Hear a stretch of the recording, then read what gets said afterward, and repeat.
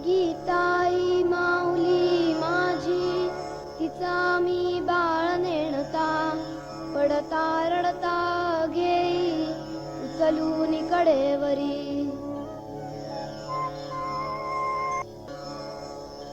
आप सभी को सादर प्रणाम। मेरा नाम कविता बंदोपिया, वर्धा, महाराष्ट्र। आज 3 दिसंबर। आज का गीता प्रवचन है अध्याय 17वां, 25वां पॉइंट। ओम का अर्थ है हाँ, परमात्मा है। इस 20वीं शताब्दी में भी परमात्मा है। स एव अद्य स उ स्वहा स्वह। वही आज है और वही कल था और वही कल होगा। वह कायम है, सृष्टि कायम है और कमर कसकर मैं भी साधना करने के लिए तैयार हूँ। मैं साधक हूँ, वह भगवान है और ये सृष्टि पूजा द्रव्य, पूजा साधन है।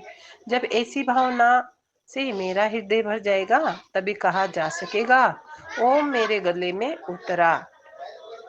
वह है, मैं हूँ और मेरी साधना भी है।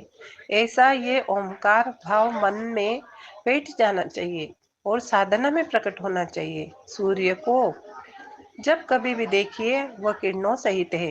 वो किरणों को दूर रखकर कभी रह ही नहीं सकता। वह किरणों को भूलता नहीं।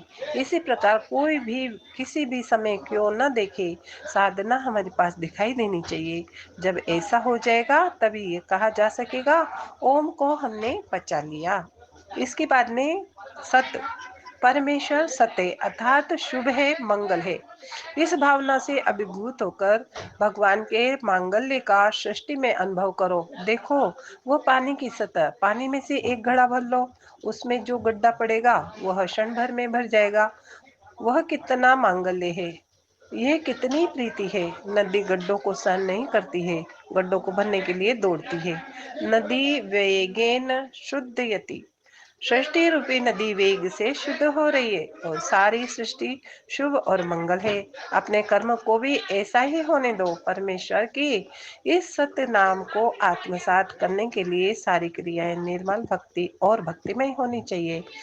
सोमरस जिस तरह पवित्र को में से छाना जाता है, उसी तरह अपने कर्मों और साधना को नित्य परीक्षण करके निर्दोष बनाना चाहिए।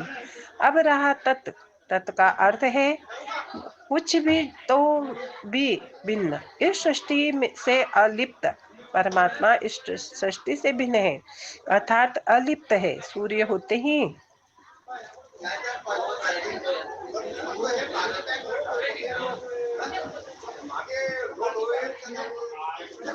सूर्य होते ही कमल खिलने लगते हैं, पक्षी उड़ने लगते हैं और अंधकार दूर हो जाता है।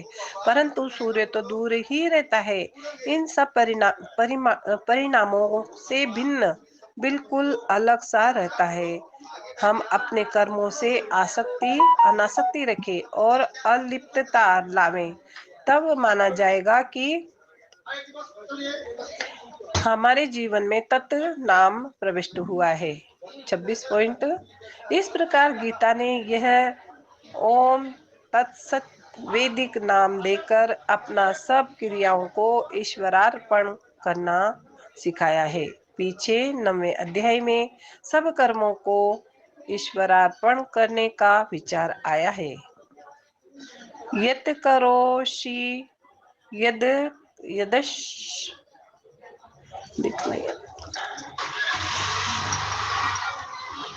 यत करोषि यदश्नामि, इस श्लोक में यही कहा गया है। इसी बात का इस 17वें अध्याय में विवरण किया गया है। परमेश्वर को अर्पण करने की क्रिया सात्विक होनी चाहिए, तभी वो परमेश्वरार्पण की जा सकेगी। यह बात यहाँ विशेष रूप से बताई गई है।